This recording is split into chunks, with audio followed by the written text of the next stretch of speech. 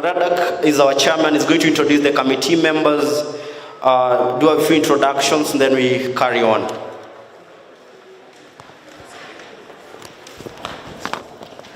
Hello, good evening. I would like to take this opportunity first to take each and everyone who has taken their time to come and congregate here with us. And I would like to say that it is a big opportunity for each and everyone to learn, each and everyone to enjoy, so that we can have a successful meeting. And to, in a very special way, say thank you so much to Bwana Ruben Kigame, Mwalimu.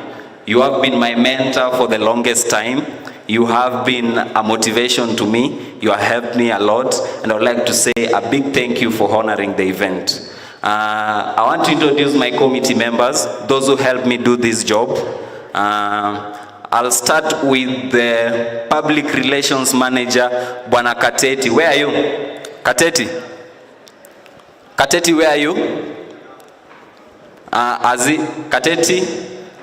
That short man? Short, but he really works hard. Shake my hand, Bwana. Then we go to the organizing secretary, Eliza Mbetsa. Come forward. You can walk majestically as you do. Come forward. So that's the organizing secretary. After the organizing secretary, we have the treasurer, Halake. After Miguna, that's the only other person who has two names which look alike. The next person is Faith Mwaka. Faith Mwaka, who is the vice chairperson.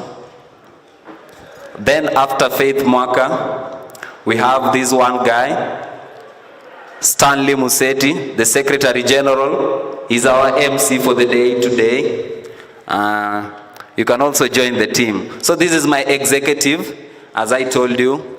Kateti, Mbetsa, Halake, Faith, and Stanley. Those are the people who help me do this job. I don't do everything here alone. It's only that I'm usually addicted to work. I usually work a lot. At times they usually tell me that rada kunafaa kutulia, but miss tuliangi, even though nakuanga. So I don't know what else I should say because it's not my time to speak. I'll come back. This was just to say hi. Sindio? Thank you. You can have your seats. Appreciate them as they go to sit. Every great dream has a team, all right? That is the point we're emphasizing right now. Every great dream has a team. So that is the team that is making everything actualize, even including this anniversary. And I'm very much happy for Radak. Radak is a trailblazer. You try to sleep a little bit, it's going to work on you. WHACK. A new term. Who has heard it for the first time? Very much okay. So I'm going to move to the next section. Do we have people who have joined us from other clubs? Any guests from other clubs? You're here, you're not from JKUAT. Other clubs, I mean not Laboratory Sciences Association. Other clubs, their friends we had invited from other clubs. I don't think they've made it up to this time. Do we have representatives from other clubs? All right, great. On to this next section. Do we have Honorable Alpha here? Yes, you can take the front seat, come to the front. He is our senior comrade in charge of School of Biomedical Sciences. It is very good, we appreciate him and honor him. Appreciate him as he comes to the front. Yes, even as he comes to the front, it is his time to give a few remarks. He's going to give a few remarks now that he has graced this occasion. Then we move on. Appreciate him as he comes to. Appreciate him. You can do better than that. Allow me to teach you a new clap. It seems that is monotonous. The new clap I'm going to teach you is very unique to you. When I say Habat, you give me one clap. When I say Habaku, you give me two claps. When I say Haba Marima, you give me three. Are the instructions okay? Habacha 1, Habaku 2, Haba Marima 3. Instructions are okay? You understand, in a medical setup, if you do not follow the SOPs, you know the implication. You know, there are people who are hearing SOPs for the first time. We are going to explain in a few. If you do not follow them, you get into a very big mess. So 1 clap is Habacha, 2 Habaku, Habamarima is 3. So Habacha, Habaku, Habamarima. Karibu sana Honorable Alpha.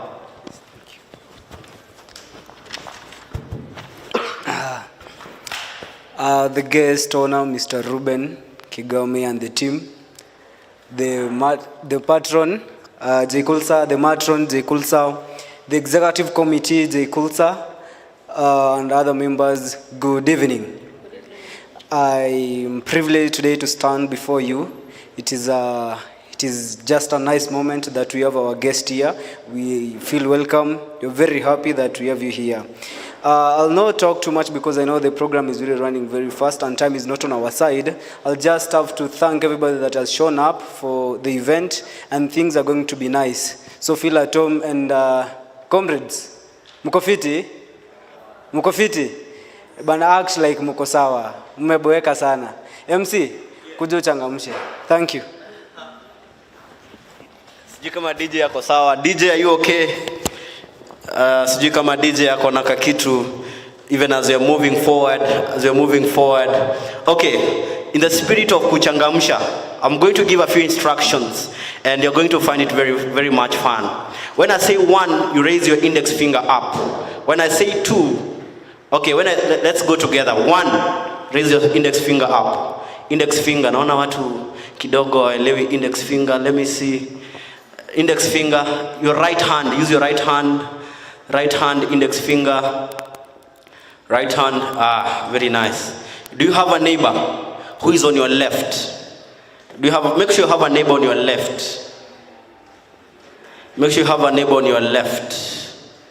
Or as well on your right. Yes, have a neighbor on your right. So 1. Then number 2, the neighbor on your left puts the palm of his hand on top of your finger. Number 2, your neighbor on the left. Use the other hand. Your right index finger is still up. Yes. Yes, you're getting it. Like a mushroom. Very nice. Let's start again. 1, 2. 2. Let me see. Make sure you have someone. Make sure you have someone. Akinamisha mkono juu na kuibia. It is going to be stolen. Let Form 34B be as clear as possible, all right? Form 34B you go as clear as possible. Then when I say 3, you grab the finger, all right? So I'm going to give you a very interesting story. It's going to be formed of 1s, 2s, and 3s. I've not started, I'm just giving you the instructions. So when you hear 1, you put your index finger up. When you hear 2, then you put mko sawa. So one day, I was working with my two friends, who had one colored suit that was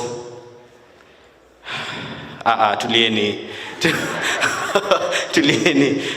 One day, as I was heading to the assembly hall, I met two friends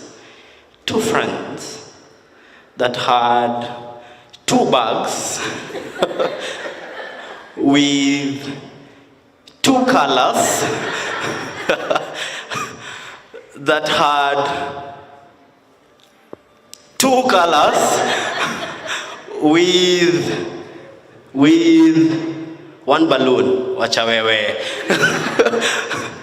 that turned into 2 colors immediately, then 3 for the last time. So one fine morning, I met 2 beautiful girls. The beauty of these girls was one I could not explain. Then the next day, 2 friends of mine that had 2 trophies with 2 jackets and 2 friends, bana tulia. 2 friends. These 2 friends loved, guess how many countries? 3. Interesting. Nani ameshikwa? Ameshikwa. Appreciate yourself for that. Appreciate yourself for that. On to this next section. We're not going to take a lot of time. I'm going to invite university representatives that have come to represent the different clubs we have across the board. I'm sure KU is represented. Give some shout for KU. UON is represented. Some shout for UON. Some shout for MKU. Some shout for TUK. Yes, in that same spirit, I'll request of them, the different representatives, to come to the front. Just come to the front. Appreciate them as they come so that we take a few minutes. Come to the front. If you have come to represent any university here, just come to the front. Appreciate them, appreciate them, appreciate them. You can do better than that. If you have come to represent any university, just come to the front. Let's save time. All right. We have 1 minute, not like 1 hour for ESR. You understand what I mean? You have 1 minute. So tell us, which test takes 1 minute in the lab? 1 minute, and then you're okay. Which test takes 1 minute? Fikiriani hiyo. Okay, all protocols observed. Good evening. Okay, my name is Paul Kariba. I'm the president of Mount Kenya University Medical Laboratory Student Association, and I'm happy to be with you today to celebrate with you. Thank you.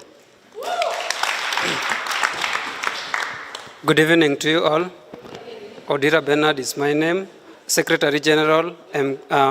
Kumulsa, Mount Kenya University Medical Laboratory. Good evening. I'm Grace Piri, Vice Chair. Amel Stan from University of Nairobi. Good evening, everyone. I'm Frederick Otieno, the President of Medical Laboratory in the University of Nairobi. Thank you. All protocols observed. Good evening.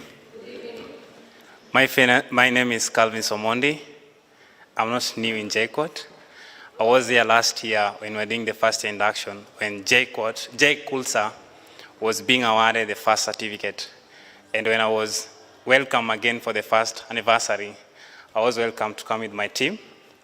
I am the president of Association of Kenyatta University Medical Laboratory Science, ACUMELS.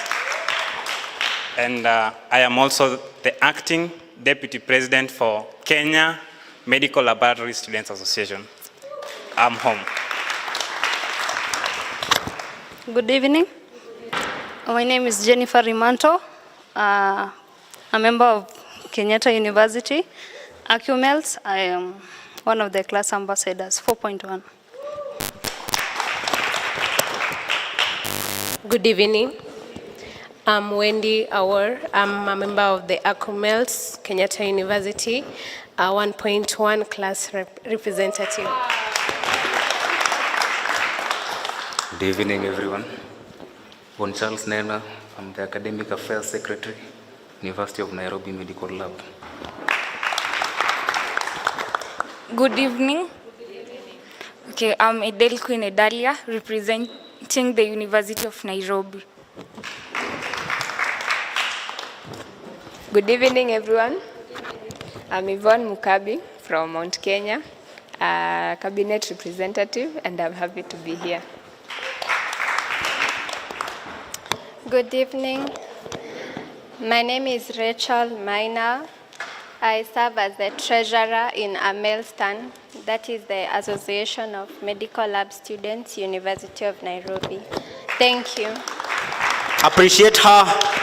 Somebody said we keep the best for last. Appreciate her in a better way. All right. On this final section, I'm cognizant of the fact that we have LMSK representatives here. Do we have any LMSK representatives? Yes, so we are going to use the Habacha Habaku appreciation style to welcome our senior comrade. You understand, as friends of Pan-Africanism, you understand when I mean senior comrade. Do you understand? One of our senior comrades in Africa is who? Just mention a random name. All right, so I want us to appreciate him as he comes to the front with Habacha, Habaku, Habamarima. All right, are we ready? Are we ready? Are we ready? I can't get your energy. Are we ready? So Habacha, Habaku, Habamarima. Welcome, sir.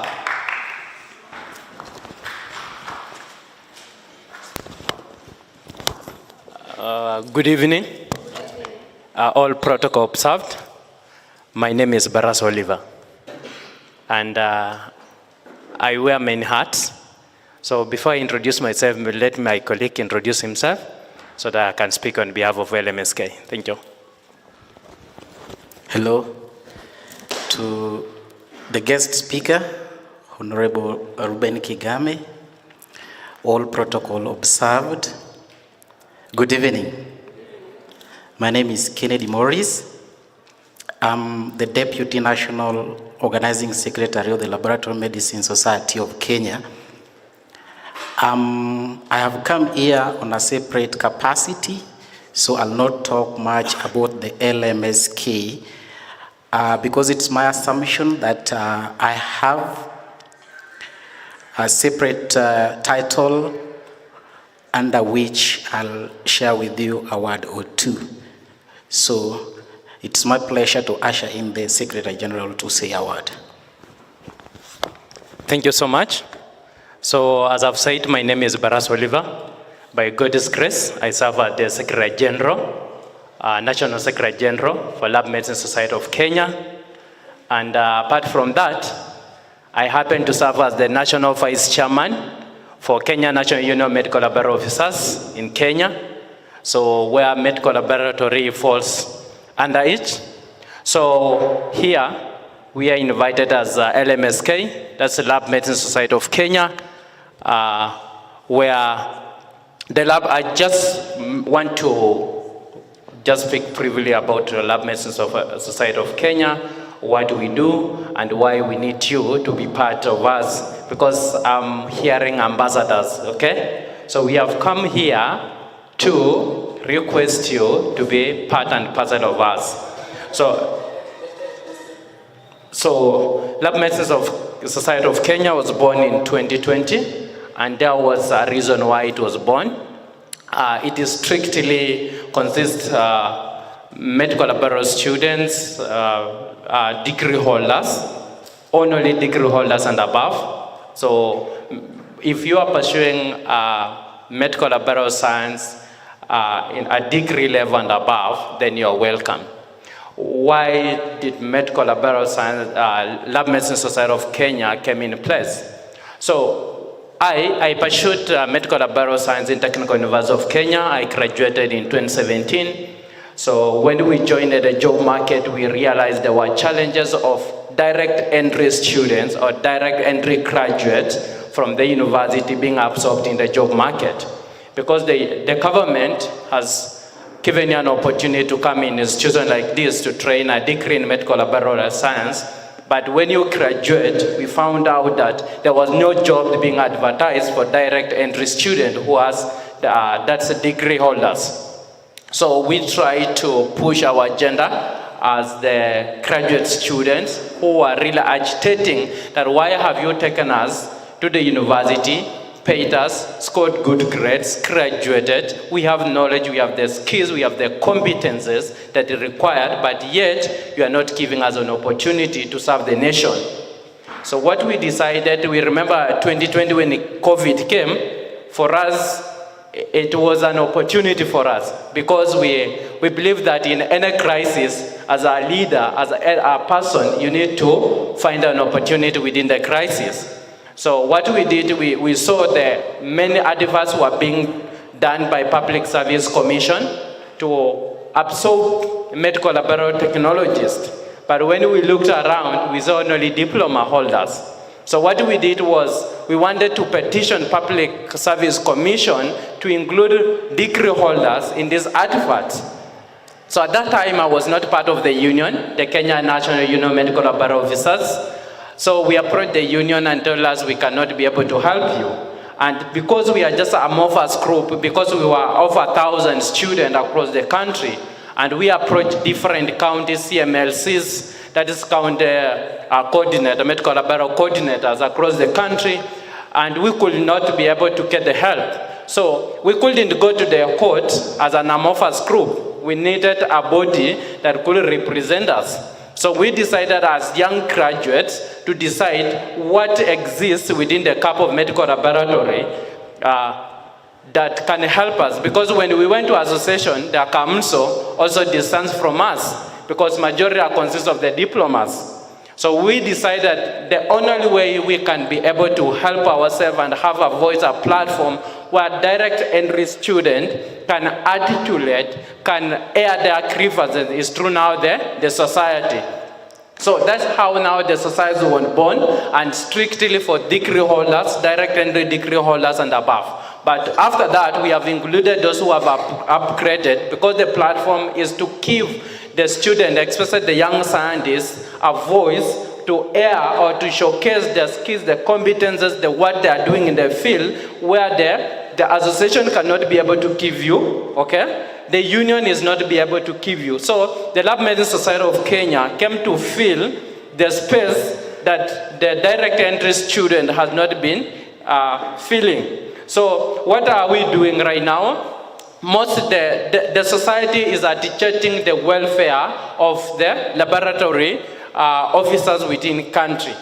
You remember that we have a 2015 scheme of service that up this moment it has not been implemented. The reason is it's only the 2015 scheme of service that recognized a degree holder as a medical laboratory officers. Initially, we were all of us being called laboratory technologists, isn't it? Those who understand, or if you have done those in 4.1 should understand this, that a scheme of service is something, it gives you a JD, job description, and the job grade in which you will be employed, one at the first entry in the public service. So when we did that, we realized that that scheme of service was not being implemented, and we have been agitating for the implementation of the same. The second thing is that at the Lab Medicine Society of Kenya, what we are doing is that you find that doctors go for internship for 1 year, isn't it?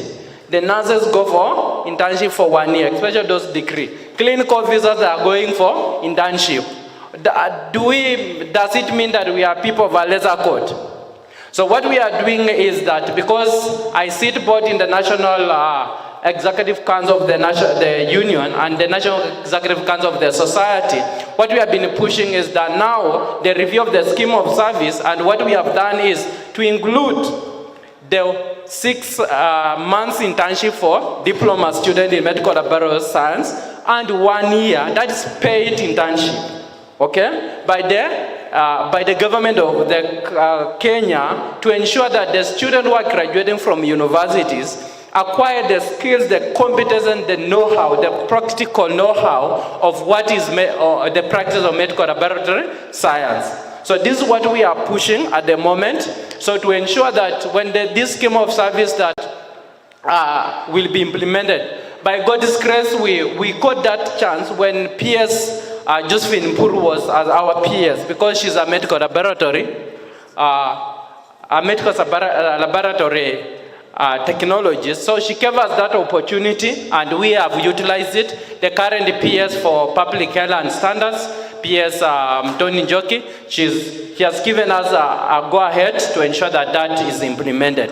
So we have the partnership between the LMSK and the Kumelsa, which Calvin knows, that we came together, and what we are doing is we are spreading across the country that when you be graduating from this university, there is a society that is there to give you a platform, not only to agitate your grievances, but also to give you a platform to showcase what you are doing in terms of research, in terms of linking up opportunities. We have many organizations that right now they are coming to us to link university to US, like we have MedPro, we have Nexus, we are working closely with them. So that's how we are just trying to walk across the country to ask students in the universities to establish, because we have a Kumelsa, now we are trying to do a partnership.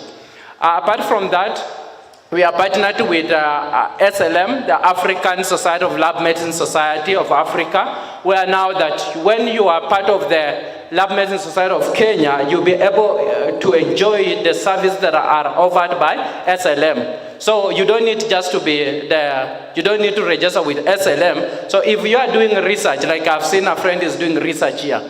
So if you are given an opportunity to present abstract, you don't pay the amount that an member will pay. You will pay as a member because you are a member of LMSK. You see? So we are partnering with the Lab Medicine Society of Uganda and Lab Medicine Society of Tanzania. So that's what we are doing. And the leadership, Radak, we have interacted quite a lot and ask you that as student, you take advantage, you register, be part of ACMSA, because once you are part of them, then you are part of us, okay? So apart from that, I will just speak finally about those students who are graduating. When you be graduating, there is an a union. And a union mostly, the medical technologies were mostly part of KUDEA, and others were part of County Workers Association. Right now we have a union active running. We are pushing every agenda of medical biotechnologies and officer in the country, and which as a staff, I serve as the National Vice Chairman. And so when you graduate, when you go out there, find a union where you belong, okay? Sawa sawa, thank you so much. And I want to ask permission because I have a meeting right now for the National Executive Council for the union. Because we'll be having a presentation on Monday to the Minister of Health. We have a lot of bills, and I know as the special patron, I know if you are patron of the ACMSA, you belong to this field. Especially in academia world, we have a lot of bills that are coming up, especially in the National Parliament and National Senate, that affect the practice of medical laboratory students whom you are churning out. So I request you that when such bills also come, we have been sharing out, that you come on board so that you help us to defend our profession. So right now we have primary health care bill that is right now in the Senate. Right now, that primary health care bill is going to affect the practice of the medical laboratory science in the field, and we expect, because the health promoters are going to give out, they are going to do maybe, as the president says, they are going to run random blood sugar, okay? And if those who have been in the field, if without calibration and quality control, we are going to give a misdiagnosis to the public. Now, if that bill is going to pass that way, then means we will have failed our mandate. So I ask you that be present, know what is happening in the field, and be part of us. And thank you so much. God bless you. Appreciate him, appreciate him, appreciate him. Did you carry your notebook with you today? I know there are very, very important things that have been mentioned over there, and you need to have captured. And for those of us that have been in the networking arena for the longest time, that is one person as a medical laboratory student you're supposed to be networking with at this time. All right. So on to the next one. This moment we're going to have a very short moment. Very short moment. Tell your neighbor, very short moment. Very short moment. Are you talking to, do you have a neighbor? At least find a neighbor. Loners, introverts, today it's not your day. Today it is not your day. It is not your day. It is not your day. Your neighbor is not a pathogen. Your neighbor is not a pathogen. You're not going to create antimicrobial resistance because of having a neighbor. All right. So the next session, I'm going to invite the founder of JKUAT. The founder of JKUAT. I want to know, who do you think founded JKUAT in JKUAT? Who do you think? Random calls. Shout the name. Mike. Mike who? Mike who? Because I'm told there are 3 mics here. Is that true?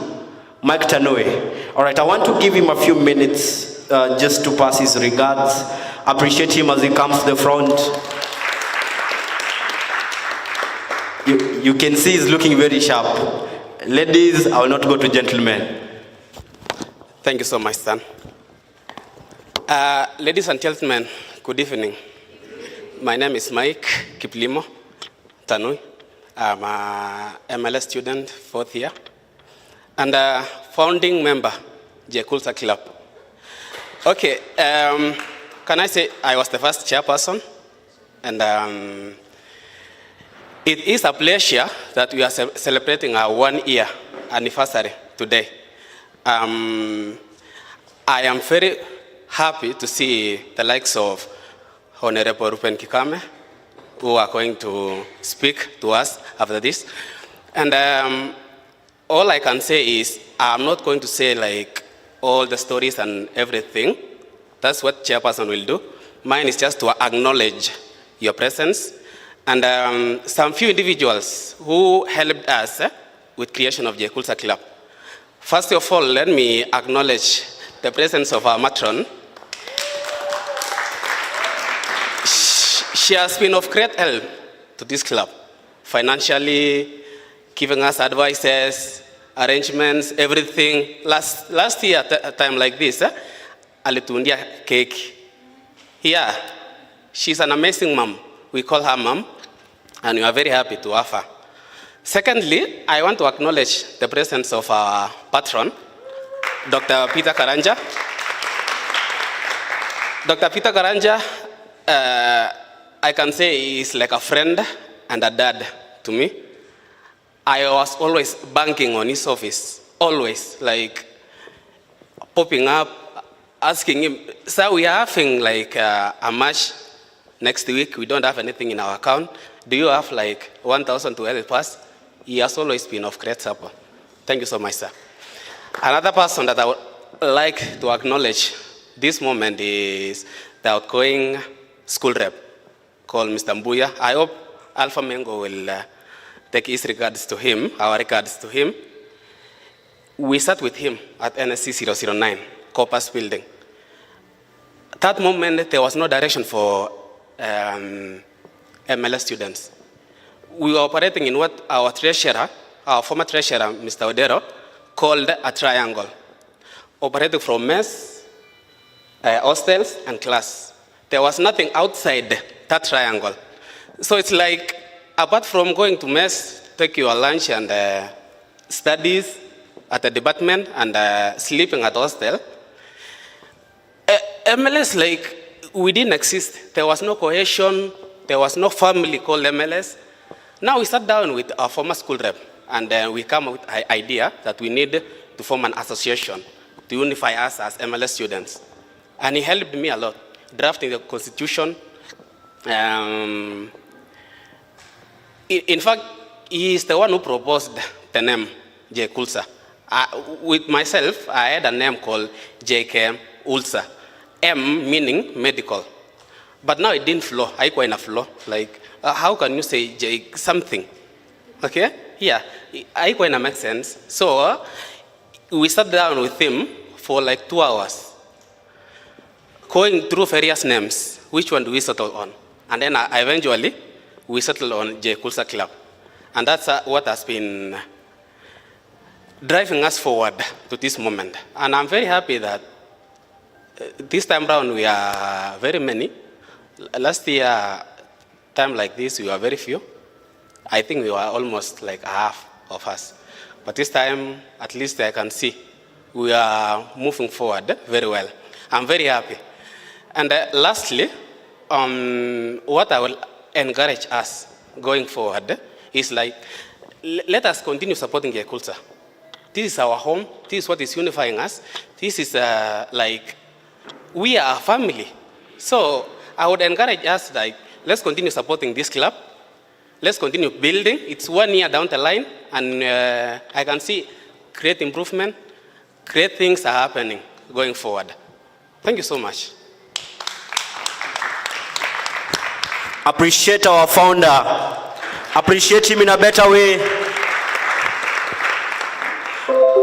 Appreciate him as if you believe you can become a founder of something too. Come on. You too can become a founder of something, at least while you're coming out of JKUAT, not just that degree, those good transcripts. At least there's something you're leaving. Mike has a legacy. I am jealous of the legacy, all right? And myself too, I must leave mine here, all right? You too should leave yours. what are people going to remember you for? Not just going to class, are your lecturers going to remember you for good marks in cards? They'll forget, because very many people do that. At least have something that is notable, all right? Do you believe you can become a founder of something? Myself, I believe in founders. I deal with leaders. That is what I do. I believe you can even find something that has never been found. Hata hewa. How do you say that people invented? There are things I wonder. Tell your neighbor, I wonder. Have you seen that video? Very interesting.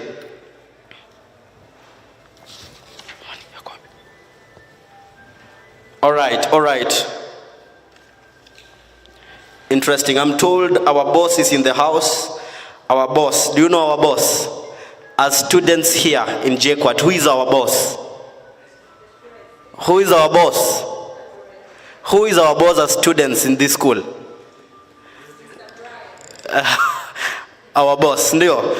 Wacha jipange anakuja. Yes, our boss is getting in. We can stand up and appreciate him as we honor him.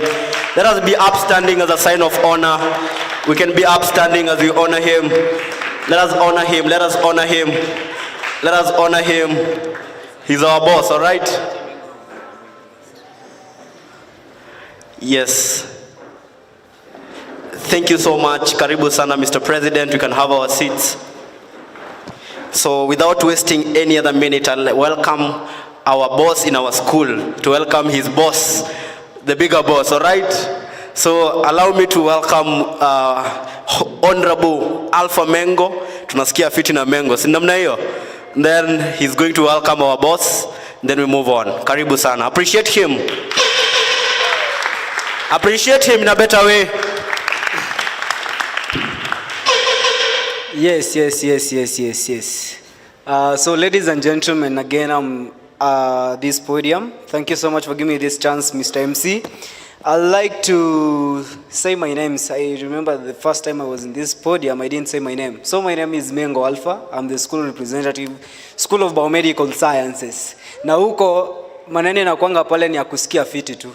Hapa kila mtu usikia fiti. Anyway, first thing before I welcome my boss, I just love to acknowledge some people that will get certificates from the office of the school representative. I'd like to acknowledge the work being done by the Media and Publicity Secretary, Mr. Eric Kateti. You know, I've been observing that guy, how he has been working for the club. Eric will get a certificate. Another one, the Secretary General to the club, that is JKUAT, Mr. Stan. Lastly, this man, you just give me some little time to talk about the man. His name is, jina yake inaanzia Minister Radak. You know, we've been in close terms with Mr. Radak, and I have seen him move from office to office. Nikijipata kwa DVC, ako kwa DVC. Tukienda kwa Dean of Students, ako hapo. These guys really worked very hard, and guys maze inifodhia akienda kutoka wenye mtabaki mkiwa nyinde wakubwa wa JKUAT. Do not let down this man, because you'll be there. Because wakati aliachiwa na Mr. Tanui, ameona kazi ya Radak ama aje iko sawa? Yes. So Mr. Radak will also receive a certificate for his good work from the office of the school representative. Now lastly, as I finish, I want to welcome my boss, now the president of Jomo Kenyatta University of Agriculture and Technology. Kindly, Mr. President. Mpigie makofi. Thank you. Thank you so much for inviting me for this, let me call it, auspicious moment for JKUAT. And I have to say that I am really honored to stand before each and everyone that is partaking in this today. So, what was my first interaction with JKUAT when I became the president? I remember it was during the swearing in where we met, there's a guy called Mike. He's the first person that we met. I think he was handing over the tools of power to the people who are coming in, if I'm not wrong. And the one thing that continues to motivate me about your club specifically is that you have leaders that are very aggressive. Radaka ameitwa minister, lakini nasikianga nikaa yeye ni minister kwa ofisi yangu. Juu Radaka akiwa na kitu, every time lazima akuje kwa ofisi, president kuna hii kitu yenye tunataka kufanya. And every time I think we always encourage him. The other one was the one for the vaccination, right? The one during the admissions. And it's really encouraging when you see watu wako na association ya kufanya kitu mzuri. We as young people, sometimes we feel that we are very young, we're indestructible, tuko na energy mingi. So we go do other things, We put in our energy other places. Najua tunapanga sherehe lakini sichomei sherehe yetu. But I see on the other end you're seeing some celebration, but you're also here doing something positive. And the one thing that I want to tell you is that from JKUAT, we care. And I personally, acha nizungumzie mimi kama president, I care about the things that you do as a students. We care about the initiatives that you come up with. And we are always ready to support. And we are also fearless when it comes to asking for something for you guys. So I'm really proud of the initiative and for the invite here, we're doing here today, for all the faculty members, and also for the guest of honor today, Bwana Kigame. We really appreciate you for being here, for honoring our university today.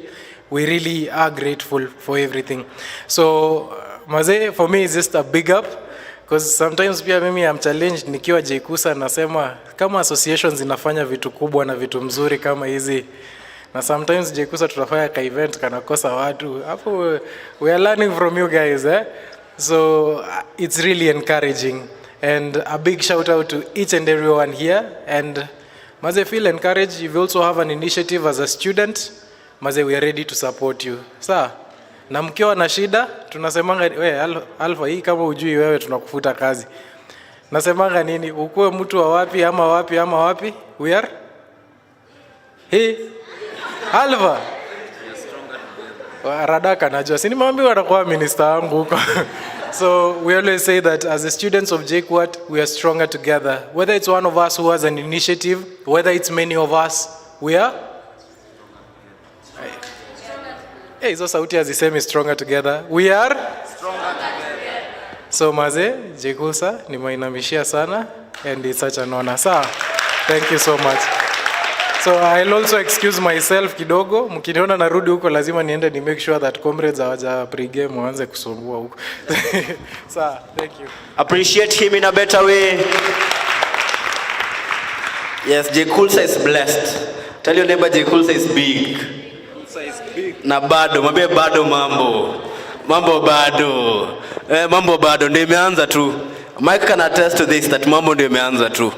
Because now imagine this is Minister Radak. How about the person is going to live to? He must be the real living stone. He's a living stone. Now he must be the real living stone. We are moving on. This next section is very interesting. Very interesting. How was the first icebreaker? How was it? Whose finger was grabbed? Nani alishikwa? Anika yeye. Nani alishikwa? So I want you to talk to your neighbor for 1 minute. Not just 1 minute. We said, yes, I'll not go there. 1 minute.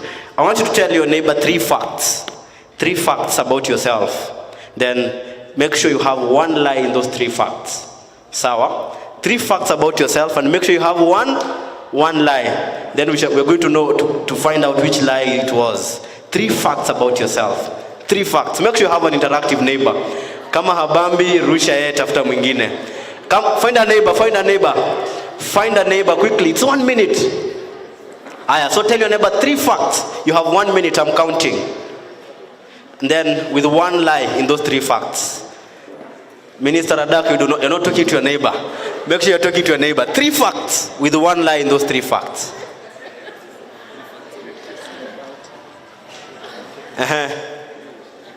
I'm watching. Kuna mtu anachat hapa. Chat with your neighbor, not your phone. 3 facts with 1 lie in those 3 facts. Umemwambia? Now tell your neighbor to guess what was the lie. What was the lie? Anaona gani ndio lie? Jina yako? Mwambie unaitwa Wagidhomo. Tell your neighbor to guess what was the lie. Yenye alikuwa nafikiria ndio truth na amepata ni lie, si ndio? Umdhanie ndiye, siye ndiye. With an E and D, S, E and D and D. What did you realize about your neighbor? The thing that you thought was the truest of them was the one that seemed to be uongo, sindio? Si ni ukweli? Ile uliona hata manze, hii ni ukweli. All right. How was it? So up to this juncture, allow me to welcome the minister himself, who is going to invite our guest of honor in a very special way, and I'm hoping we're very ready for the session. Are we ready? JKUAT, are you ready? JKUAT, are you ready? Ask your neighbor, are you ready? Are you ready? This is JKUAT anniversary 001. So imagine 00100. It's going to be big. I tell your neighbor, it's going to be big. I'm inviting Minister Radak, who's going to introduce our guest of honor today, that is going to give us a keynote speech, and then from there we move on. Twahitaji uwepo wako, enda nasi.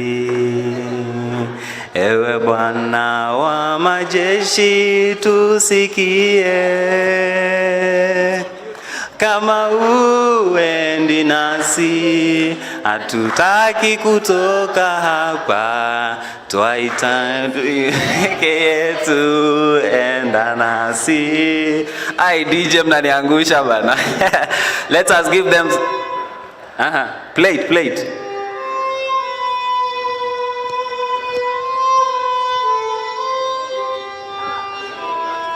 That's not the original.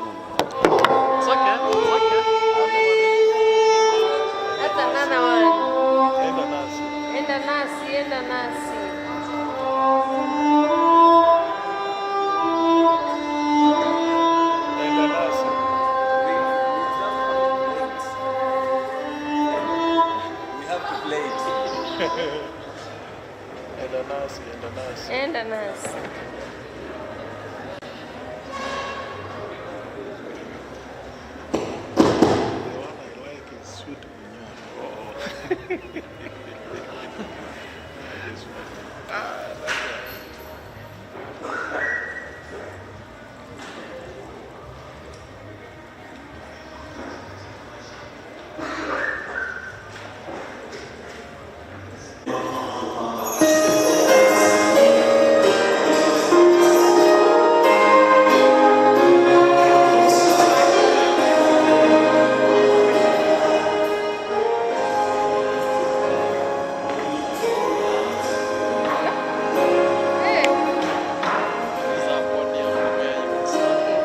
Bwana wa majeshi, tusikie. Kama uendi nasi, hatutaki kutoka hapa. Twahitaji peke yetu, enda nasi.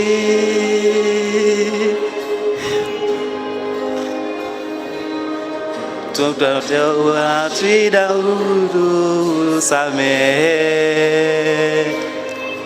Tena ziali mbele zako, Yerusalemu. Kama ninaona Tumishe Baba, tutokeze uso wako, tunahitaji neema yako.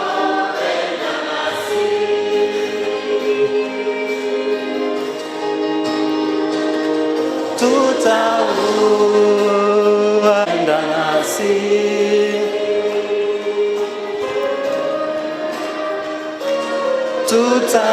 Tutavua mapambo yetu, vitu vyote vya thamani kwetu.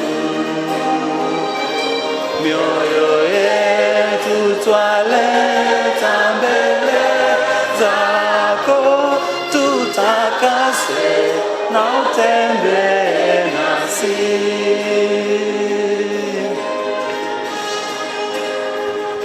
Mapambo yetu, vitu vyote vya thamani kwetu. Mioyo yetu.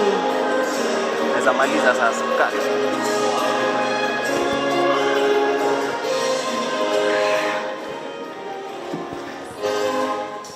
Thank you so much.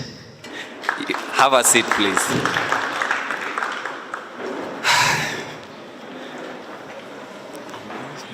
Because I am a person that, from where I come from, I can't imagine that something like this could happen. I can't imagine something like having the types of brains that I have in front of me, the lecturers, my senior lecturers, my leaders, is something that really touches me deep. It's something that I've never expected any time in my life. So this is a very emotional moment for me. And that's why I wanted to sing that song, because that is one song that has blessed me. Ruben Kigame is someone that I've looked up to, not just now, not even because I love politics. Actually, before I even realized that I wasn't interested in leadership, I was actually mentored by Ruben Kigame, and it is actually a touching moment to see him in front of me. No one could imagine. In fact, if my mom is seeing me, because that one is being streamed live on YouTube.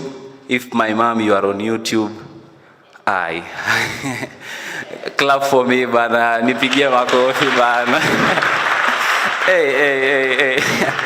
So, I want to invite the personal assistant of Ruben Kigame to come, because he knows best how to invite Ruben. I just wanted to talk about that. I don't know the best thing to say. So you will know how to introduce your team and also how you will introduce Ruben. Thank you so much.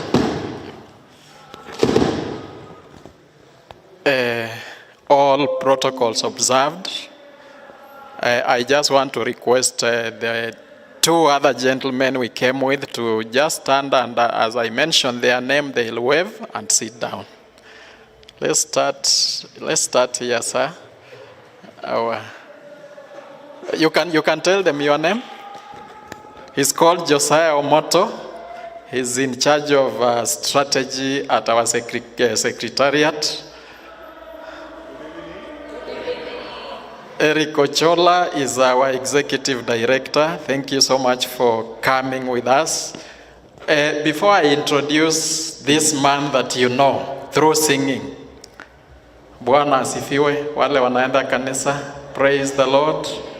We thank God that we are here at JKUAT. And today something big is starting here at JKUAT. What minister forgot to tell you is that he's our youth leader in the party. Sijui kama mlikuwa mnajua hiyo. Why did you forget that one? And that is why, despite the fact that Papa had we've been in meetings since yesterday, the whole of the, I had initially told him, no, we will not manage. But when Papa had it is him, he said, no, that one we must go. That is why we are here today, and we thank God that we came.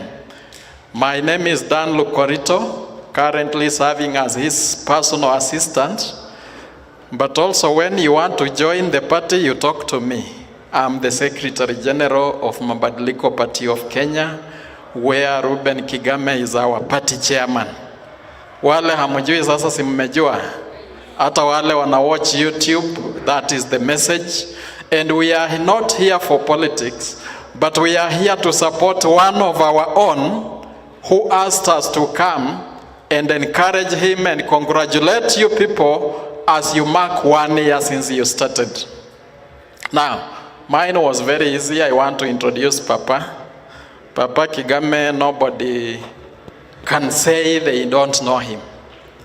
But the only thing most people know when we go around with him, wanajua, like which one did you say you know, madam?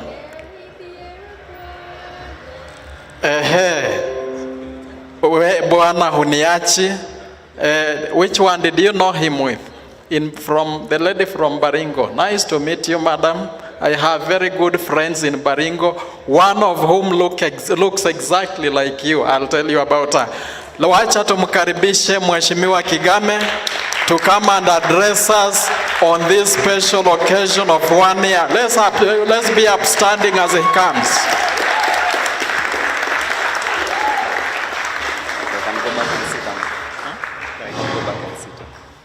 Yeah, here is your right. I can hold it for you. No, I can hold. Okay. Oh, 2 microphones, my goodness.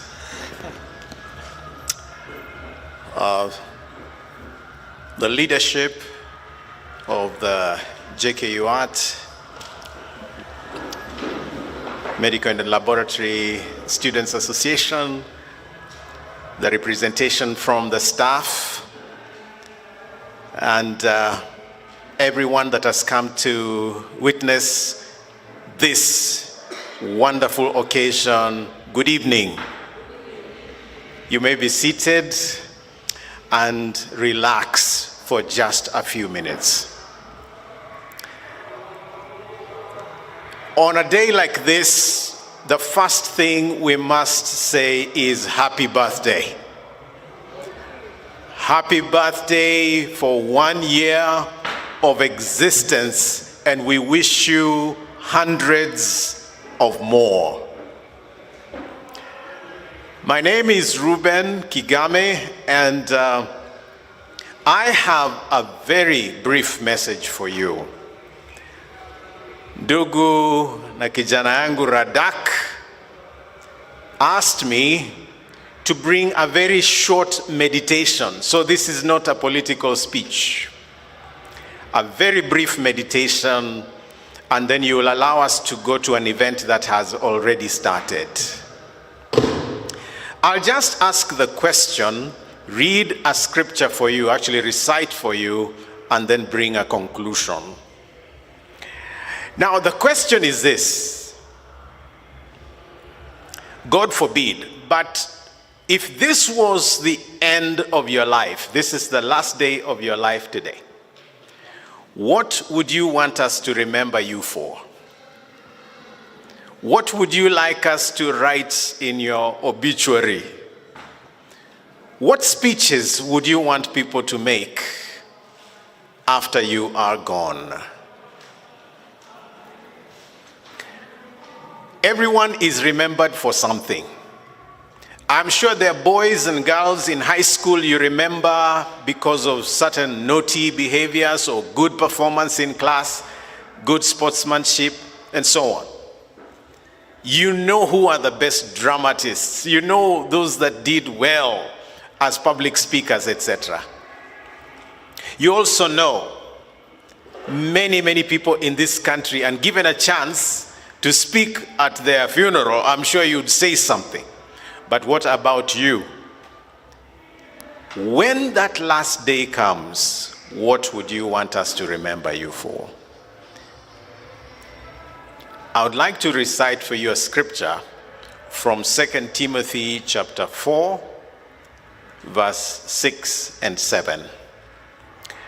2 Timothy, like 1 Timothy, was written by Paul of Tarsus, who was a Hebrew, but with some Roman citizenship. And he wrote many books in the New Testament. This is one of them. Now, Timothy was his protege. He called him his son. I have many such people in my life, and Radak is one of them, that I'm mentoring for different things. I mentor people in the area of music. I mentor some in the area of education. I actually am a teacher at the Africa International University out in Karen. And I have many students that look up to me. So Timothy was a protege of Paul. And Paul is at the end of his life. He's old. He knows that he's about to die. So the scripture partly reflects that in the first section. It says this: I am being poured out like a drink offering. The time for my departure has come. That's verse 6. And verse 7, I have fought the good fight.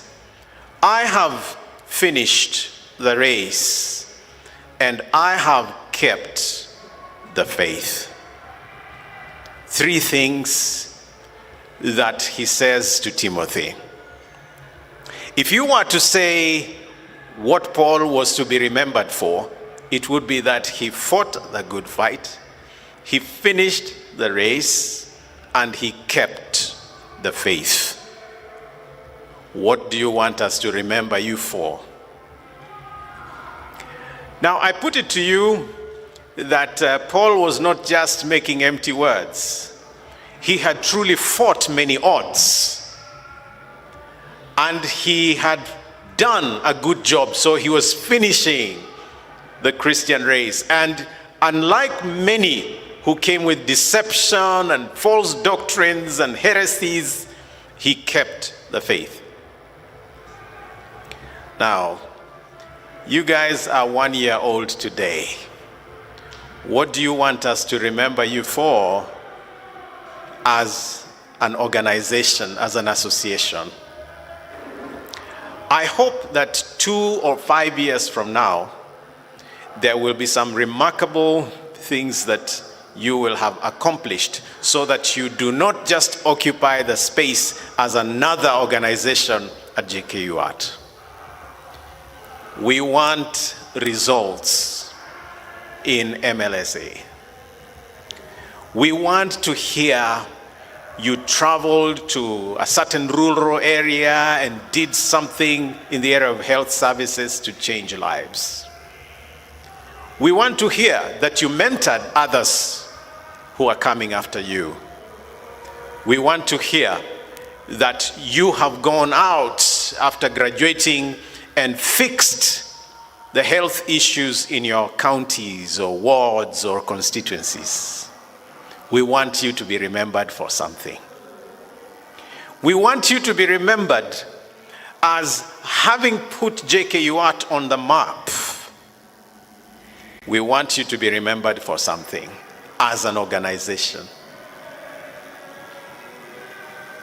What do I want to be remembered for as I bring this to a close? First of all, I want to be remembered as someone who changed music for the better on the continent of Africa.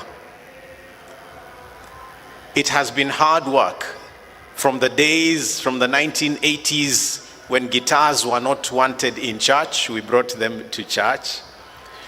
When we were not allowed to dance, we were not allowed to use certain musical styles, and it has been a hard job trying to convince the church that you can do reggae, Christian reggae, you can do Christian country, you can do Christian rumba, and so on.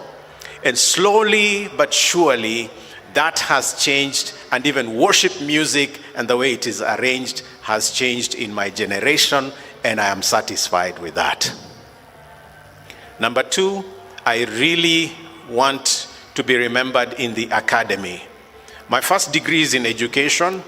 My second one is in journalism and media studies. I'm just completing my PhD in the area of theology, and I teach theology, church history, apologetics, and philosophy. I want to be remembered as a good teacher. When I taught at Maryhill High School many years ago, I loved it. I enjoyed it. Even when I resigned, I still, look back to those days as wonderful days. I have many students scattered across this country and the world that tell me, Mwalimu, thank you very much for being our teacher. And even at the university, I already have some that have graduated, that I helped with different projects and so on. And I'm proud. I want the academy to change. And I'm writing books. How did I forget to bring a gift for them, Dan? You'll probably run for something I can give them. Okay, did I sign it? Okay, so he'll get a copy. I'll give you, and then I'll give him another one. So I want to be remembered as an author. I've written 3 books, so I'll give you one, and I will continue to write in different areas. I also want to be remembered as somebody who fought for the rights of the marginalized. I want to be remembered as somebody who fought for inclusion of persons living with disability, not just in school and education, but I want to be remembered as one who fought for their inclusion in government and other spaces. I want to be remembered as someone who fought for the rights of women and the rights of those who live in arid and semi-arid areas, those who are marginalized. I want to be remembered as someone who mainstreamed the agendas of the Dorobo and all those others that are looked at as mere hunter-gatherer communities. I want to be remembered as somebody who was there for them, who fought for their inclusion. Thank you, thank you. I want to be remembered for that. I want to be remembered as someone who spoke for those who couldn't speak. Indeed, as a biblical mandate in Proverbs chapter 31, verse 8 and 9, speak for those who cannot speak for themselves. I want to be remembered when I'm gone as somebody who did something against gender-based violence. I want to be remembered for that. I want to be remembered as someone who united the different people of Kenya. I want to be remembered as a friend of the youth as I go to the different high schools and the universities where the youth are looked down upon. I want to be remembered as someone who mainstreamed the things of the youth, issues of the youth. And lastly, I want to be remembered as someone who radically changed the politics of Kenya. Radically, because politics is thought to be dirty. It's because it's filled with dirty people. We want to dignify politics and leadership and governance. Now, if you forgot all that I want to be remembered for, like Paul, I want, when I'm gone, to stand before God one day and say, I'm being poured out like a drink offering, and the time for my departure has come. I have fought the good fight. I have finished the race, and I have kept the faith. And I will add verse 8, which says, and I know that ahead of me is a crown of righteousness, which God, the righteous judge, will award not only to me, but also to all those who love his appearing. To that God be all the glory and the honor, and to each of you in this university, in this association, and especially my son Radak, for giving me an opportunity to address you tonight. I want to say thank you very much and Happy New Year.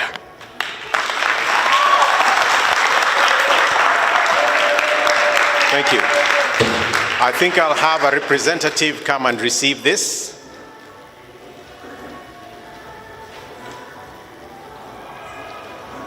Dan, if you can come and hold this. If you could.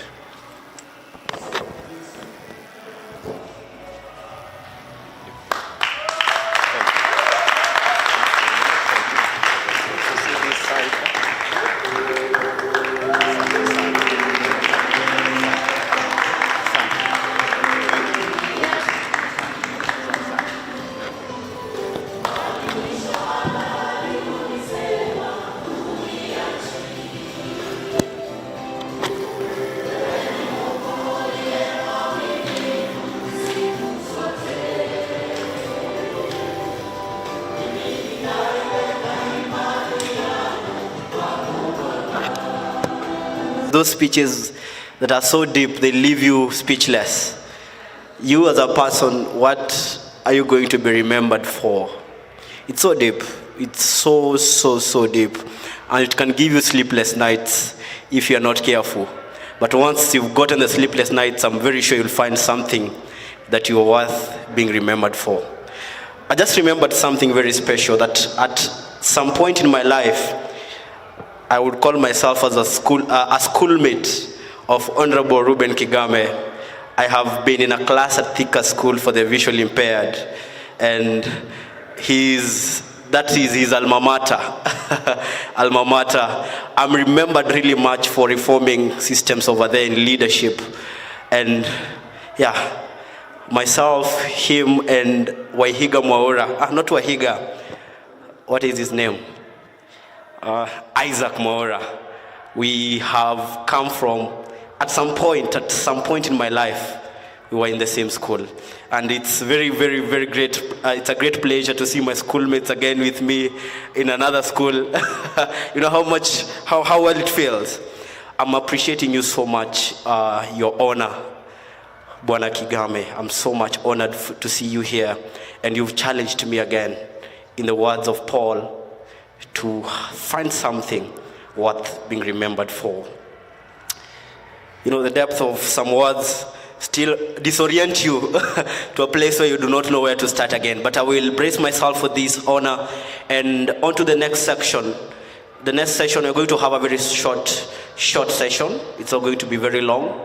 We are going to call yet another speaker, who we are almost towards the end, and I'm sure the team is dealing with the... All right, before he leaves, we're going to have a photo session with the guest, so that as they leave, we are left with a documentary of the day. So allow me, you can just have a short session of photo session. Our patron, our matron, just come. The founder, JKUAT. Let's have a moment with a photo. Chair, JKUAT. We can have here, just here. Upper kwa stairs. Yes. The president, the leaders again, you can just join in. Let's have a...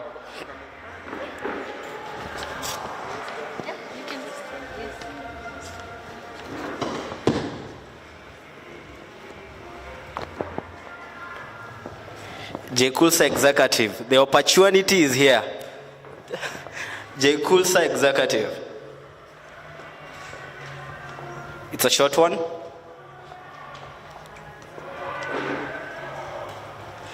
You can join in, leaders.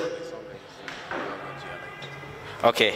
The photographer, the good photographer, is requesting us to move. Yes. Tuzatoa hii.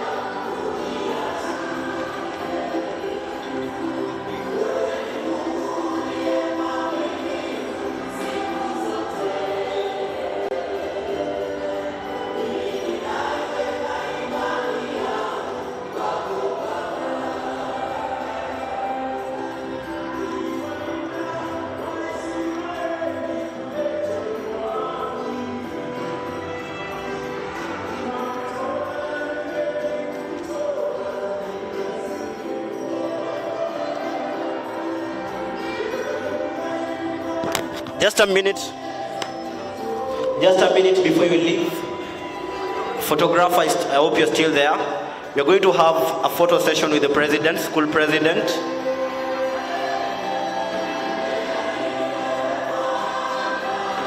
Let's have a photo session with the school president so that we move.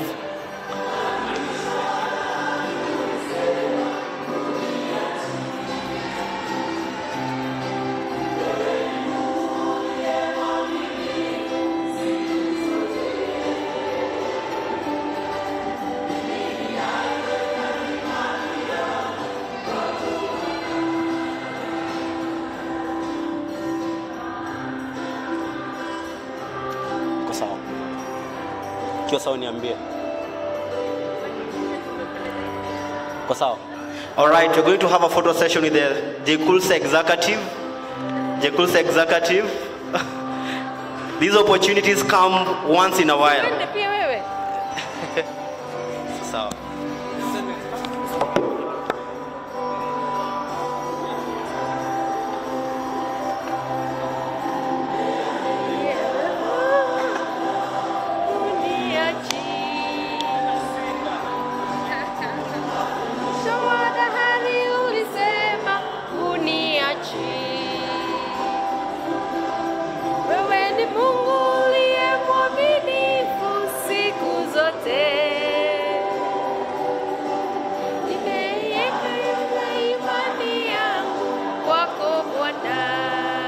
Better smile.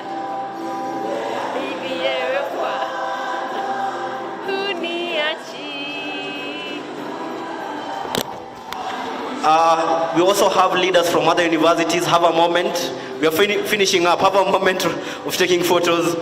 Leaders from other universities.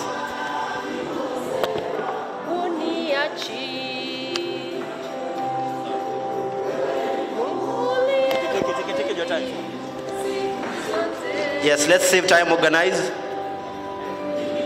Leaders, join in.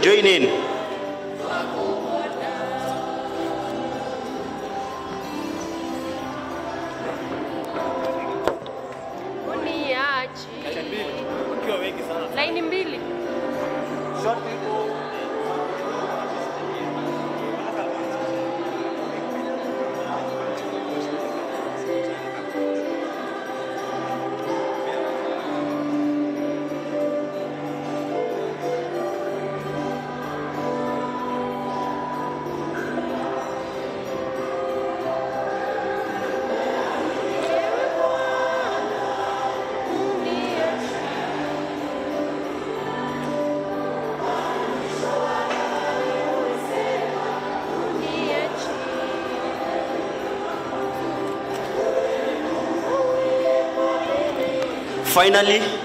Finally, I'm told the ushers have done a very good job and they're looking amazing today.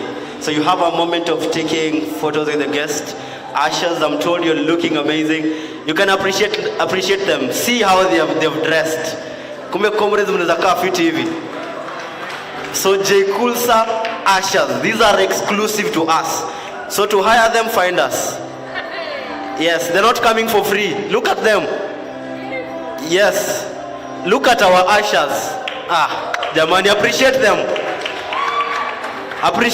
Look at our ushers. They're very beautiful.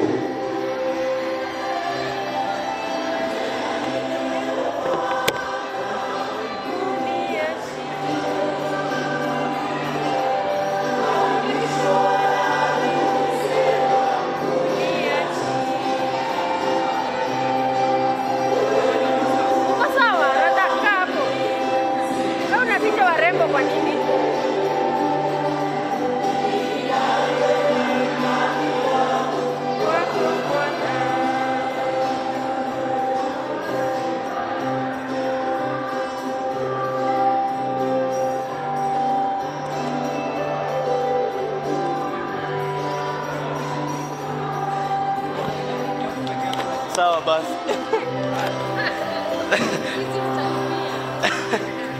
The chair has said yake na kiongozi.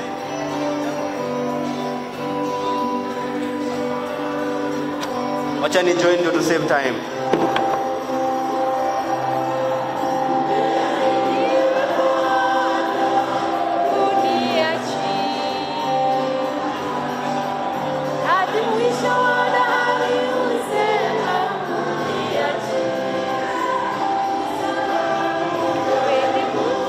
Okay, there's one, the last one. Kidogo. This one is for any comrade who wants to take a photo with the guest of honor. Kuja upige picha. It is a rare opportunity, just come. It is the last one, I'm giving you the last opportunity. MCs don't do that, but today I'm going against the gradient. If you want to take a photo with the guest of honor, he's leaving. Kuja tu. Photographer, utatusaidia kuwapanga. Fika tu. Let us organize ourselves nicely. Fika, come. I wouldn't deny you this opportunity. Ndio mseme ule MC alikuwa mbaya. Mazes ndio? Ama good MC, ama fellow comrade. Very nice. Tujipange vizuri. Kwa sawa.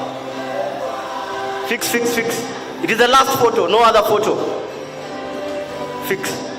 Nyi mko sawa?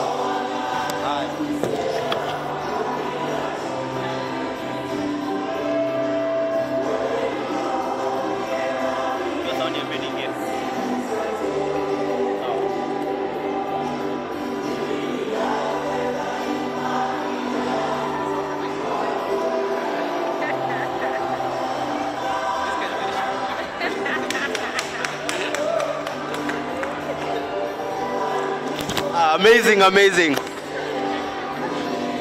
Appreciate our guest of honor for the patience. It takes a lot of patience to handle that. Thank you so much, and I'm really much honored. Excellent MC. Yes. All right. We shall talk. Thank you so much.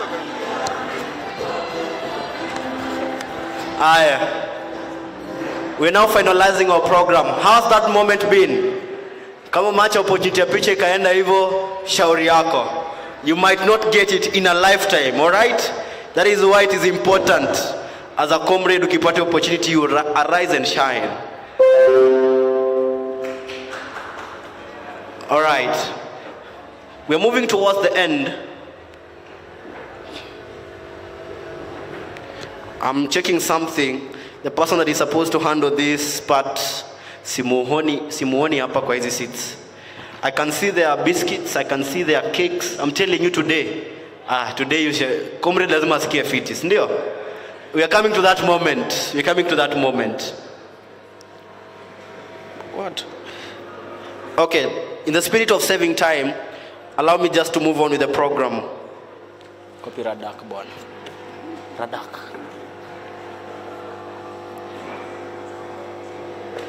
In the spirit of saving time, there's a leader who just came in, yes, representing microbiology. Bwana Kiserian, come and say hi, even as I wait for the person to speak, Kuje. Come and say hi. Appreciate him as he comes.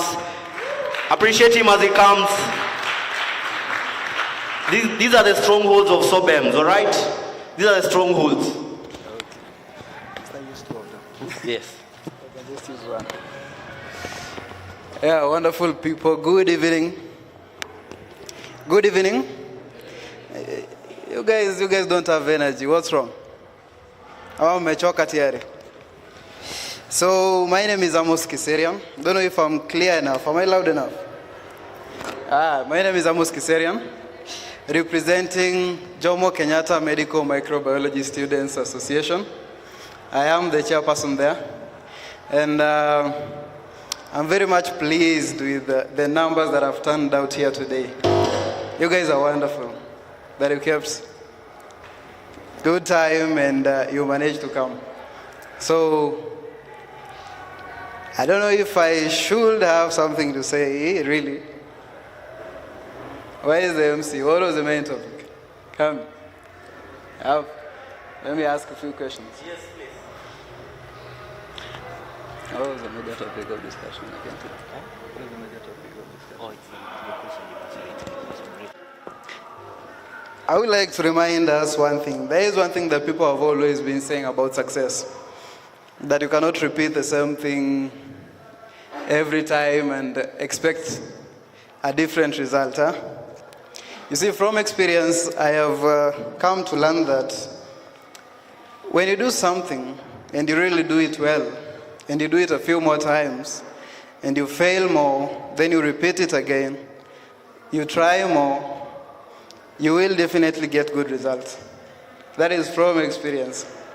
So I really want to counter that thing and put it in your mind that you should develop small habits that will lead you towards success. Okay? Thank you very much for that. All right, appreciate Bwana Kiserian. Appreciate him. I've just organized the Ministry of Swallowship, and they've promised something is happening in the next few minutes. Yes, the Ministry of Swallowship. Tell your neighbor the Ministry of Swallowship.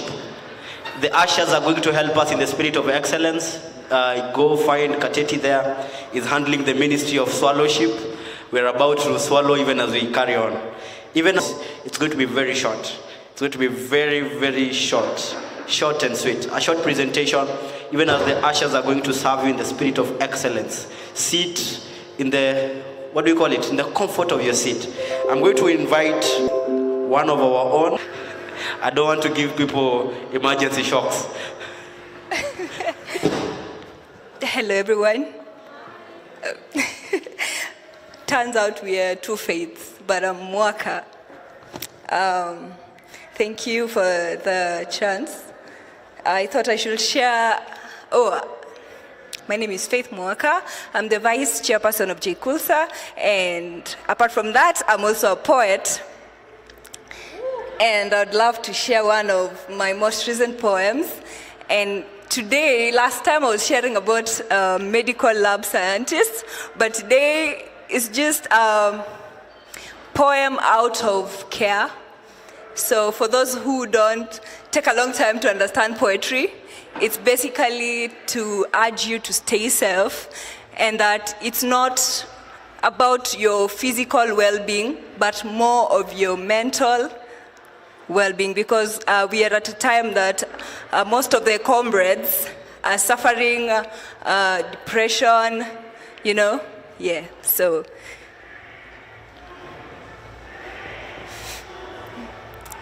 Kindly come hold my phone for me. Thank you. Okay, so the poem is called Stay Safe. When I say stay safe, I don't just mean take your water sip by sip, eat healthy, get enough sleep, or walk carefully step by step.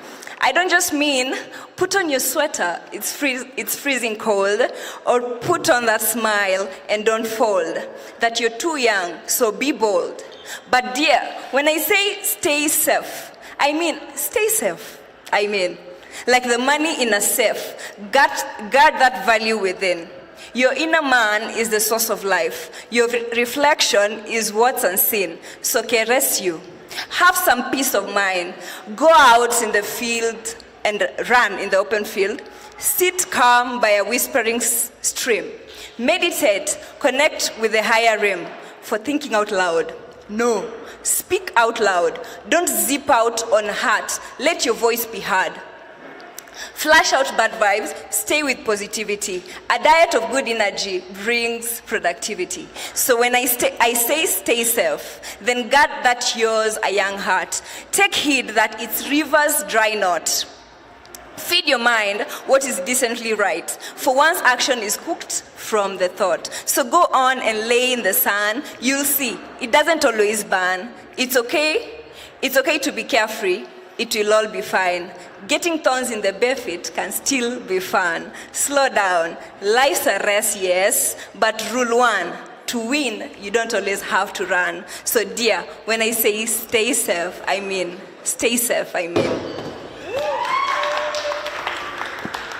Yay. Celebrate her. Celebrate her. As a retired poet, I know how hard it is to come up with lines. Apart from as men, as men, it's easy. Yes. Another poet has been psyched. Watch her part of opportunity. Appreciate her. Appreciate her.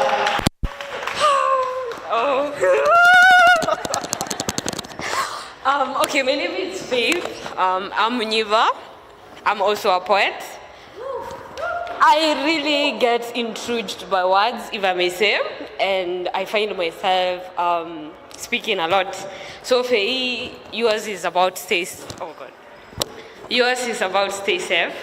So to you I'll say, you preach water, don't drink wine. Sawa? Give me a minute, I need to breathe. Sorry.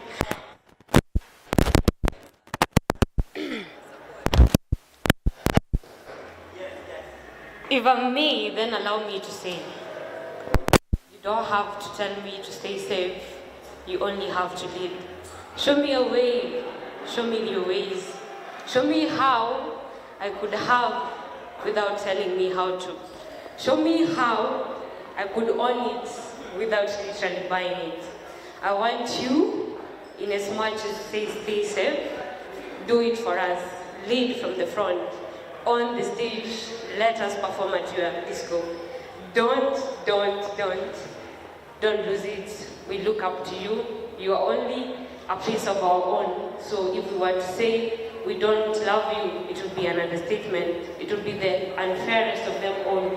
It would be a game that is lost at our home field. Then Faye, I'll say to you, if you tell me to stay safe, then I don't need words. If you tell me to stay safe, the only thing I need is I need you to show me how. And if you show me how, then I need you to allow me to do it your way. And I need you to show me how to do it. So if you may, I'll say again, if you may, show me how to. Show me how to play cards without literally letting me lose the game. Show me how to play a soccer match without literally hurting myself. Show me how I'll own everything without literally having to sacrifice yourself. Yes, I'll say it, but you can't show me how.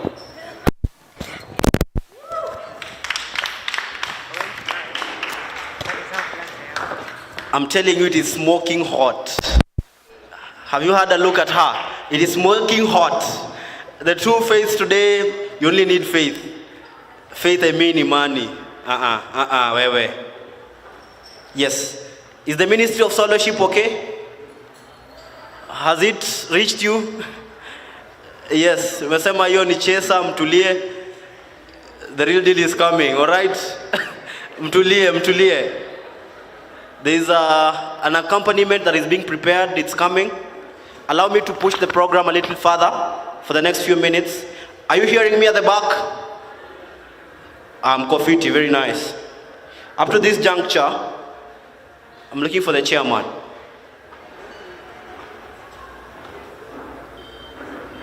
Ushers, help me find the chair.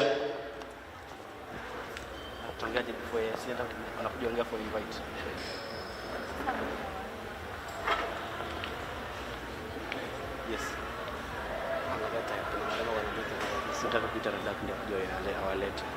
It's going to be a short.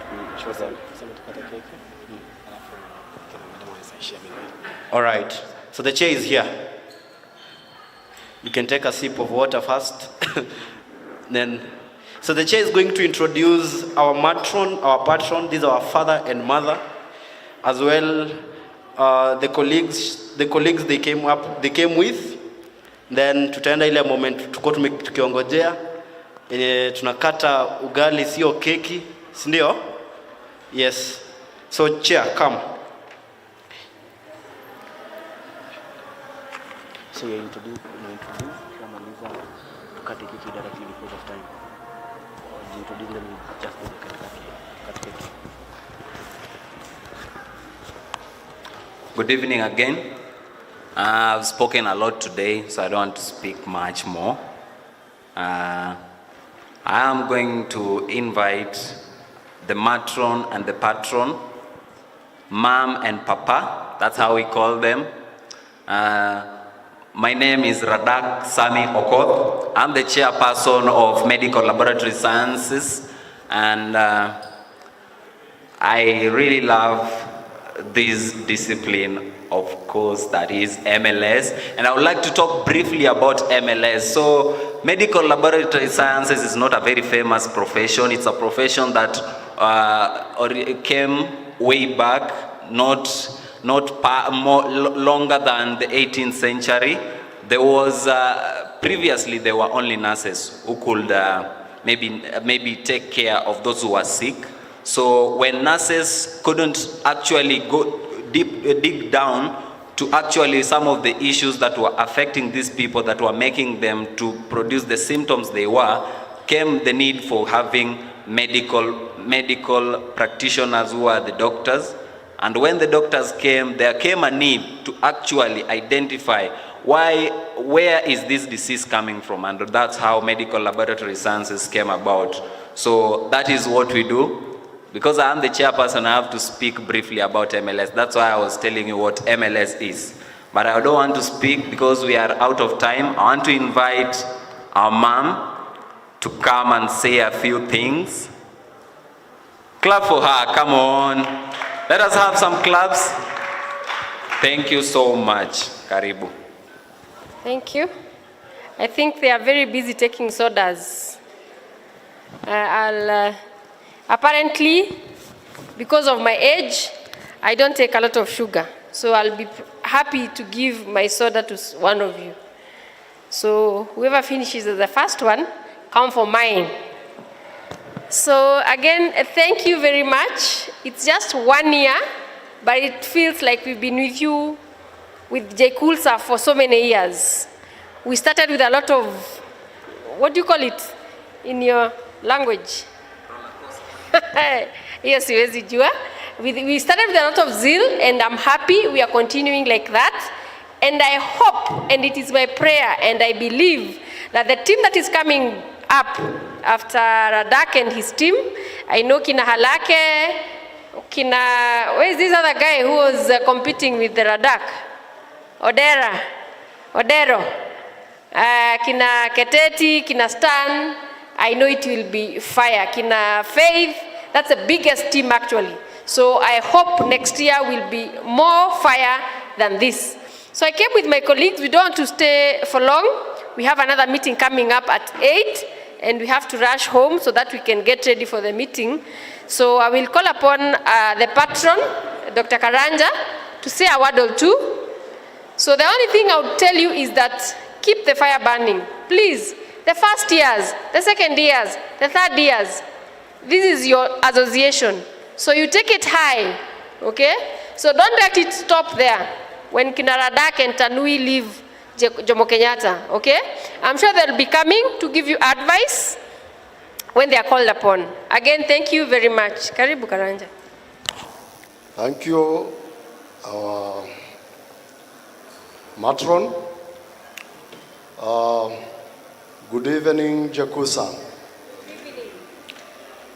It's a happy moment that we are celebrating our first anniversary.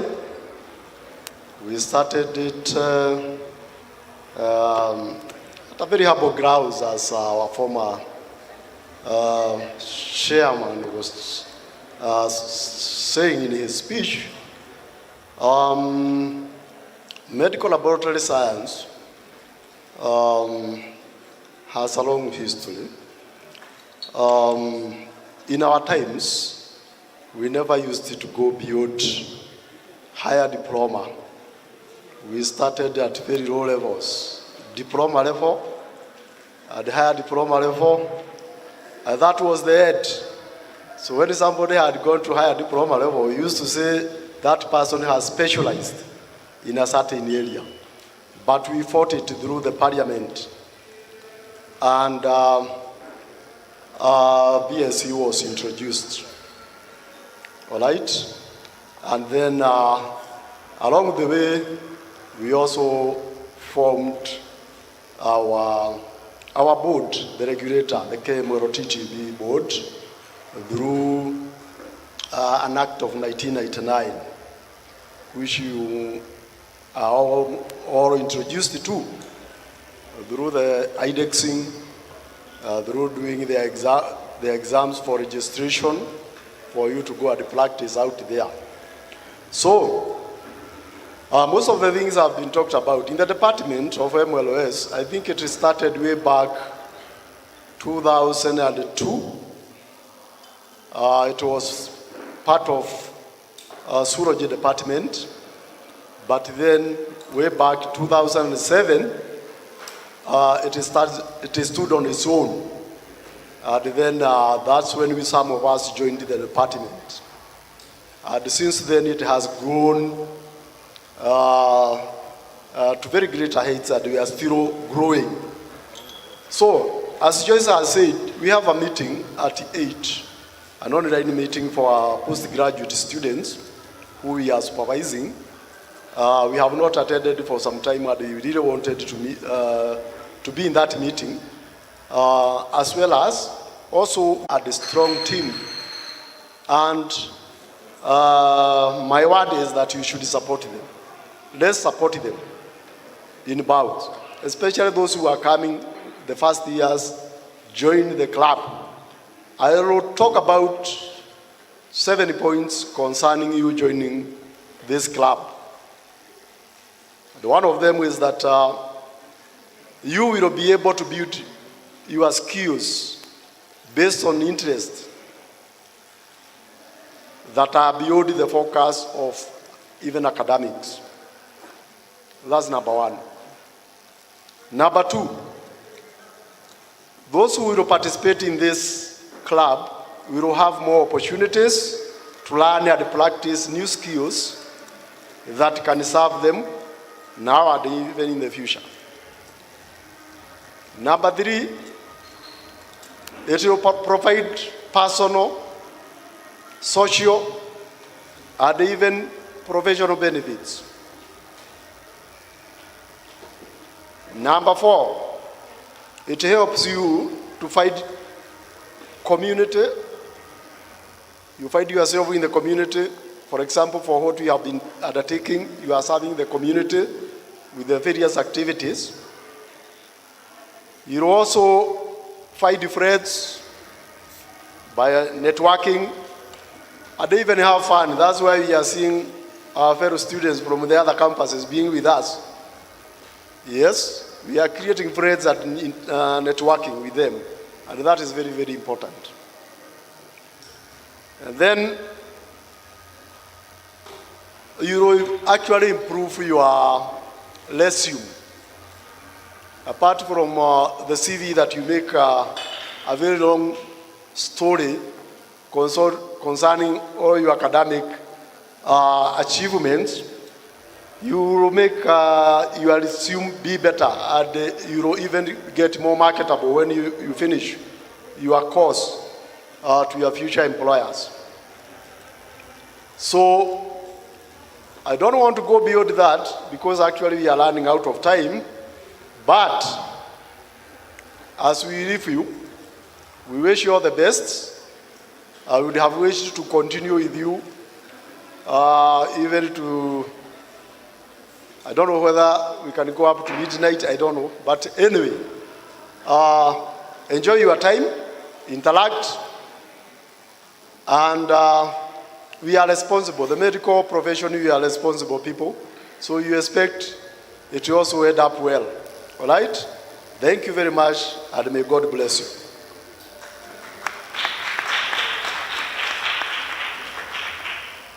Sorry, before I sit, I want to recognize 2 members of staff that we came with.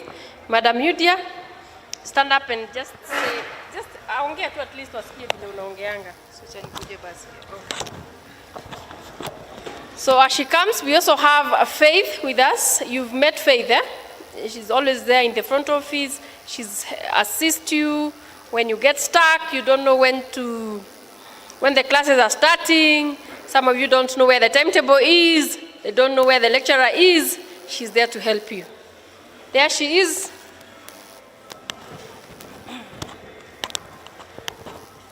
Good evening, everyone. Ai, kwani mkikula mwezi ongea.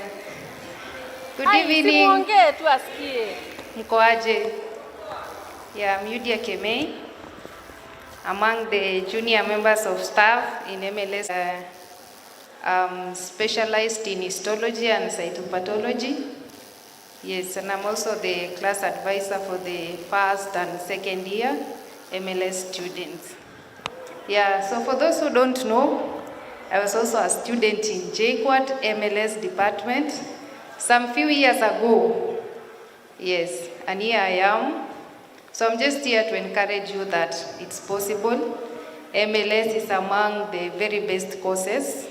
You know, we are the heart of diagnosis. The moment you give out a false positive or a false negative, the patient is not going to get well.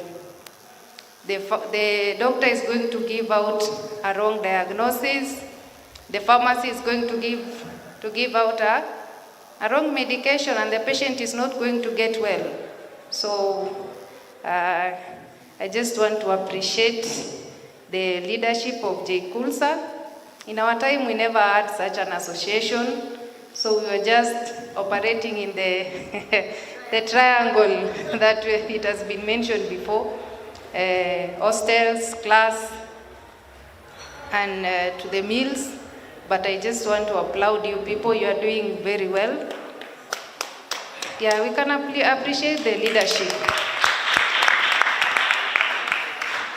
Yeah, and you can inform the rest of the members who are not active in the club.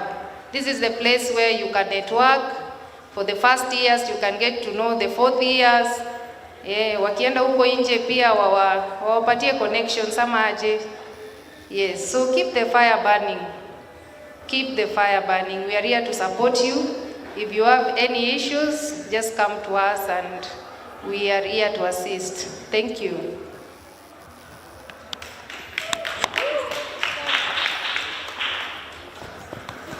Looks like the MC is away, but I wanted just to say something briefly about generally the club, because it's an anniversary, and that means that there are some things that we have done that actually leads us to celebrating this 1 year anniversary. So the past 1 year, we have, let me just check something. How much time do I have? Lecturers for a photo session so that they go for the meeting. So, and then again you see, Faith cannot dance when we are here, so we have to leave so that we can leave you to enjoy. Okay? Yes. Oh, yes.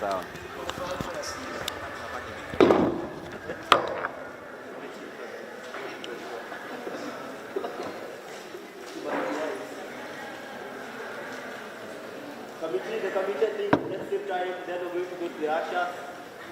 JKUAT committee, a moment of photos. Hey, wako.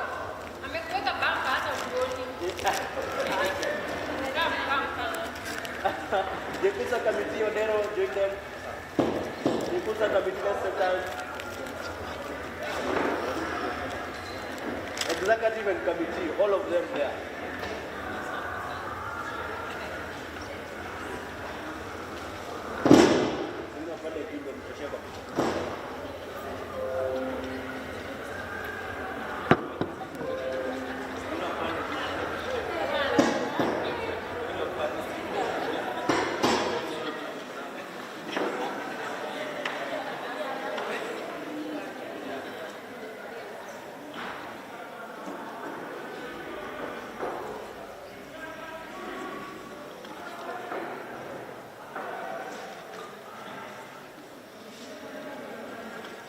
JKUAT captain, you can join us. Captain, JKUAT captain, Bwana Ibrahim. Yeah. He's doing a very good job with the team.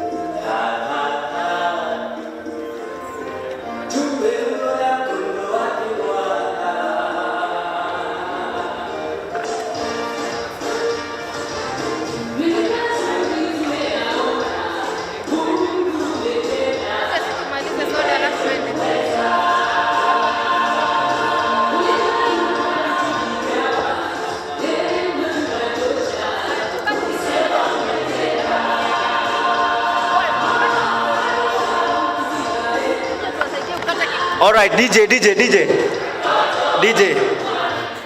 shikilia. Photographer, kuja uchukue hii.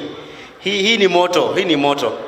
Before our mother and father leave, we are going to have a moment of kata usiogope. Kata. Are you ready? Are you excited? Are you ready? I wish you saw what I'm seeing here. It is so beautiful. So beautiful. Iko na logo, iko na bling bling. Jamani. Our mom ni ule msee. Amesema yeye ni ule msee. By the way, you can make your orders. Kama mko na birthday, our mom has the honor of doing them for you. That is how we appreciate her. Kama mko na sherehe, hata kama ni kuonekana kwa pass list, bado iko sawa, si ndio? It is a very big win. Wewe kuonekana kwa pass list si mchezo. A win is a win, si ndio? And Faye said you don't need to run for you to do what? Yes. So ushers are going to, mko na wimbo before hata niwapatia opportunity. Do you have a song? Hebu tutafutieni wimbo ya kukata keki haraka haraka. Hebu negotiate. Happy birthday dear Jill. Happy birthday dear Jill. Happy birthday dear JKUAT. Happy birthday, JKUAT. Happy birthday to us. Happy birthday. Happy birthday, JKUAT. Cut a cake.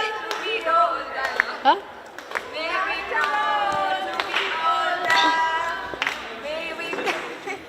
May we grow to be older. May we grow to be older.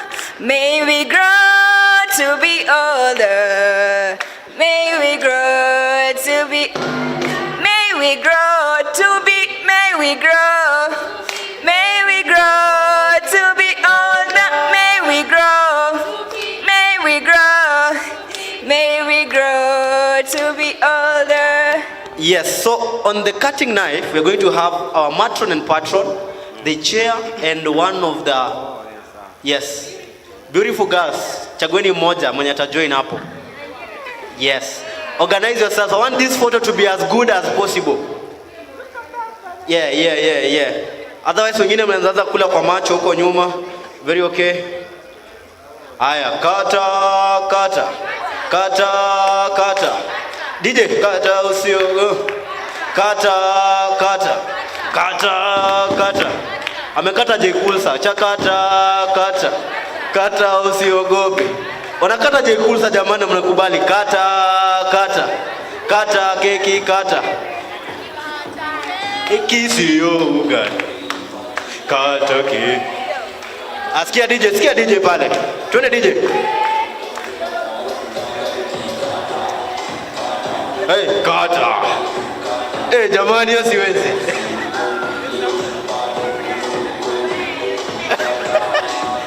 Kata.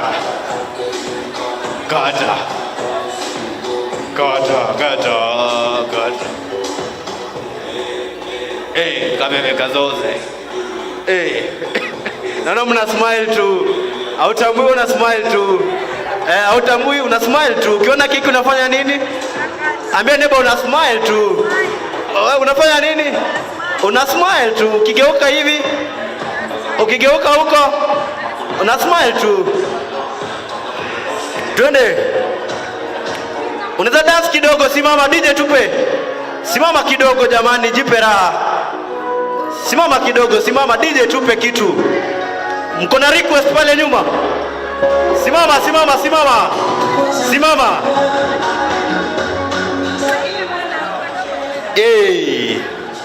Twende, simama juu, simama DJ tupe. Simama kila mtu simama. Everybody up. Our patron is receiving one big piece. Photographer achukua hiyo.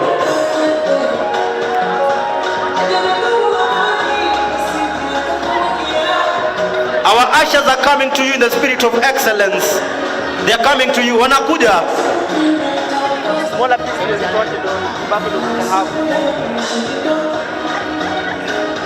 Our ushers are coming to serve you guys. To you. October babies in the house. You're going to have your extra piece, sawa? October babies in the house. October babies. Some shout for October babies. Asiwasikie October babies jamani. October babies in the house. You're going to have your extra piece. Madam Seke birthday mwezi na wajua. We know you. Changamkeni. Tena.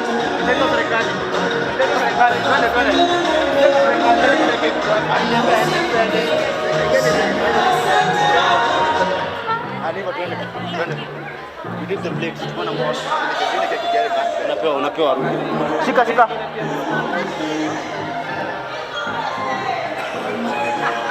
It's my birthday. Oh. October boy babies bwana, mko wapi?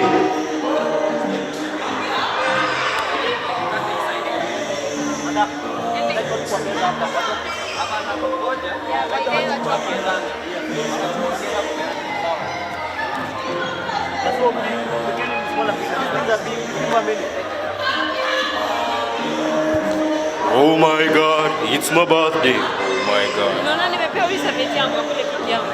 Ndani keki? Oh, it's a must. You want to go without eating cake? Kwani kuna Gotcha.